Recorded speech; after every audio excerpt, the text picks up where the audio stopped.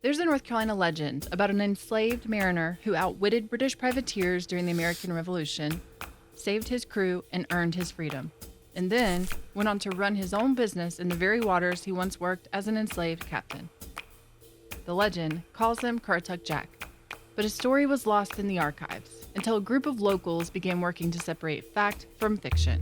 So we traveled to Currituck and worked with local historians, But I think this is what you were interested in. visited a historical society, People did not know about him. and even hopped on an airboat with a retired police officer to get to the bottom of this legend. What we discovered was a Revolutionary War story unlike any we'd ever heard, and a community ready to share that story on television for the first time. This is Homegrown History.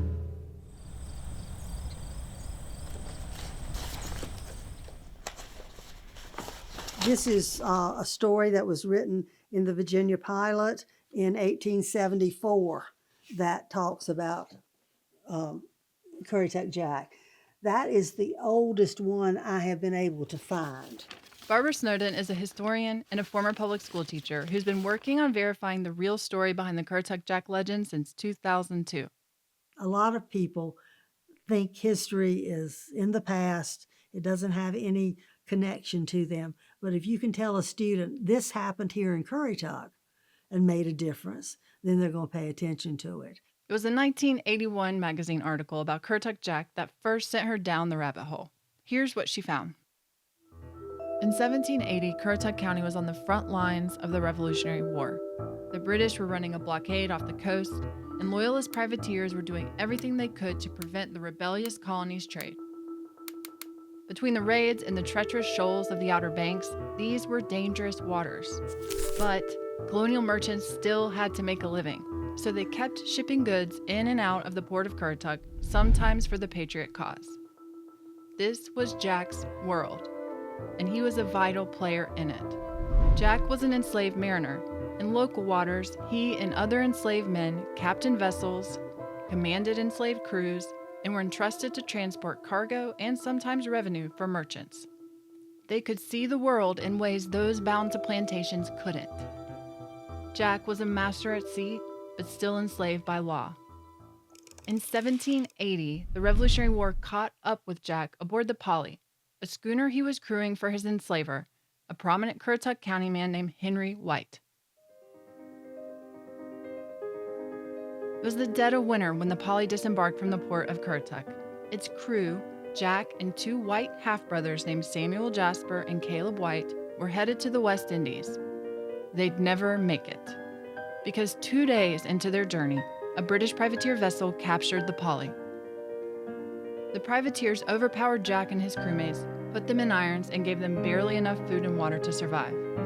After a failed attempt at escape, the privateers separated Jack from Caleb and Samuel. They locked the brothers up below deck, but Jack got it worst. They lashed him to a post on the quarterdeck, and according to sworn testimony, he spent a full day and night exposed to a proper winter gale, snow, wind, and a rough sea. But he survived, and when he was reunited with his crewmates below deck, they came up with a new plan, one that cast Jack in the lead role. The plot? Jack would pretend to be an enemy to America. This was not a crazy idea. 5 years earlier, in the early days of the war, Virginia's royal governor promised freedom to enslaved people who fought for the British. Many had taken him up on it, so their plan had real logic. The British were offering freedom, most patriots weren't. Jack nailed the part. He convinced the privateers that he wanted to join their cause. They offered him freedom, and he became their right-hand man. But 3 days into the charade, with the weather clearing, Caleb slipped his irons, gave the signal, and went for the leader of the privateers. Samuel joined with a cutlass, and Jack took on 2 men at once, armed with nothing but a marlinspike. They overpowered the privateers, locked them up, and sailed the Polly into Annapolis, where they turned the prisoners over to revolutionary authorities. It wasn't for Currituck Jack saving him, my family might not even be in existence. Yeah. But that was the main thing. But she would call me up. Barbara Purdue is a descendant of Samuel Jasper, one of the men who crewed the Polly with Jack. Her genealogical work and family records led to a pivotal breakthrough in this research, identifying which Currituck County family with the surname of White enslaved Jack. That wasn't easy. There's so many Henry Whites, so many Caleb Whites. I was getting very confused. Barbara called me up, knowing my family's name is White. She goes, "Do you know anything about this story with White?" I said, "Shoot, I've got it for 20 years. Yes, I know it." I gave her a piece of paper with all my eliminations on it, scratched it out with every Henry White, every Caleb White, and all the dates. And I had no, no, no. Then I finally had the big check. With that resolved, a new discovery found in a trunk owned by the White family was evidence they were on the right track. It was a copy of sworn testimony given by Caleb White recounting what happened during the Polly ordeal and what Jack did next. It took Jack 5 weeks to recover from the injuries he sustained reclaiming the Polly. After recovering, he returned to his enslaver, Henry White, but he found life back home intolerable. Citing abuse, he asked the survivors of the Polly for help. And according to sworn testimony, Caleb White bought Jack, presumably in an effort to improve his situation. After the war, Jack went on to captain a 26-ton cargo schooner named the Resolution for Samuel and Caleb. Samuel later testified that another local merchant trusted Jack with hundreds of pounds worth of cargo every year. He remained a boss at sea, but he was still enslaved. That was about to change. In 1787, 7 years after purchasing Jack, Caleb White signed his final will and testament. It included a provision. After Jack paid $100 to Caleb's executors, he could have his freedom. Gaining freedom in North Carolina was extremely difficult. The law required what it called meritorious service just to be eligible. And even then, the enslaved person usually had to pay a fee. Not easy for people who typically worked for no compensation. But enslaved captains were in a unique position. Some of them could earn money in ways that other enslaved people couldn't. It took Jack several years to raise the money, but in 1792, over a decade after his heroic actions on the Polly, Samuel Jasper petitioned the legislature for his freedom, stating, "Jack did great honor to the name of humanity and highly merited much greater reward than that of emancipation." The petition was bundled with 9 other cases, and when the 10 people were freed, all were assigned new names, often combinations of their former enslavers. That's how Jack became John Jasper White. We're flying across the marshes on an airboat with a retired police officer to find out what happened next.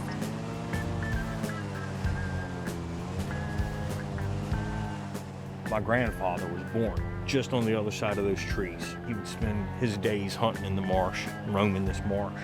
I never get tired of being here. Barbara brought Jimmy Kaysen on the case to track down where John Jasper White spent the rest of his years as a free man. My professional life was spent in law enforcement, and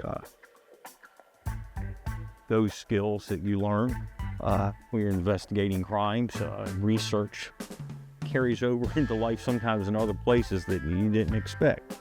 Today, this land is a national animal refuge named Mackey Island. But 250 years ago, it was farmland. A paper trail of primary sources, wills, deeds, a census, led us here. In one of the deeds the community surfaced, there's a crudely drawn map of a property that belonged to the White family. And there's a curve on this map that caught Jimmy and Barbara's eye.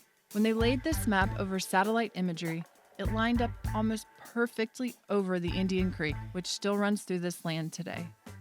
This area to our right, this is the general vicinity of that property that we believe Currituck Jack had. Owning property was a remarkable feat for African Americans in the 18th century. And the discovery of an 1803 will recorded for John Jasper White gave us even more insight into the life he built as a free man. He was married to a woman named Rose. He had children, furnished a house, and owned a cargo schooner. He built a full life. 2 years later, that will was recorded in court, leading us to believe he died in 1805. But his story will live on. The historic Jarvisburg Colored School is a local museum dedicated to preserving this county's Black history and culture. In 1867, on the heels of the Civil War, a free black man named William Hunt deeded this land to the community in order to create a school for black children in Currituck County. In the late 90s, descendants of the founder and school alumni led efforts to convert the old school into a museum. Today, museum stakeholders are guiding us through the site. Norma, one of the ladies that's featured in the panel, this is her narrative about how she went to school. They walked to school, walked through the woods. They were scared to do it, but they did it. And one thing about it, and I always like to say when we get this tour is, if they didn't go to school, when they got home, their parents knew about it. No cell phones. So I always coin the phrase, it takes a village. What would y'all say that the significance of this school is to this county's history? It would give us a lot of history that children didn't know anything about, because in the younger age now, they didn't know anything about integration, that they did not know the blacks could not go in white places or restaurants or anything. They had to go to the back door if they wanted anything to eat. And we were just trying to make people aware. Soon, a statue of John Jasper White will stand on these grounds, a monument to the centuries-long contributions of African Americans in Currituck County. For the past few years, North Carolina sculptor Stephen Hayes has been working with the community on this statue. At the end of the day, it's not my work, right? This work is for the community. Several stewards of the museum provided input on the creative direction of the statue, and the design they landed on celebrates the life John Jasper White built for himself as a free man.